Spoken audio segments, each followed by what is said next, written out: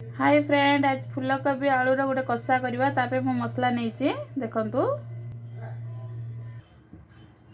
तेल पकेदवा, आलूटा फ्राए करदवा। देखंतु आलूटा फ्राए हो जाइए। हलदी गुंड टी पकेदवा। कोबीटा भी फ्राए हो गला। तेल देदवा।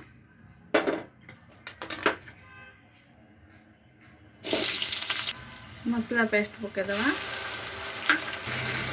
लंका गुंड, लुण, हलदी। देखंतु मसला, चिकन मसला, करी पाउडर पकेदवा। आलूटा फ्राए कर रखी पकेदवा। देखंतु कोबीटा पूरा फ्राए हो जाइए। अब पकेदवा। टमाटो पकेदवा। हो जाइए फ्राएटा हो गला। फूलकोबी कषा हो गला। फूलकोबी देखंतु हो गला। फूलकोबी आलूर कषाटा भल लगे लाइक सब्सक्राइब करंतु।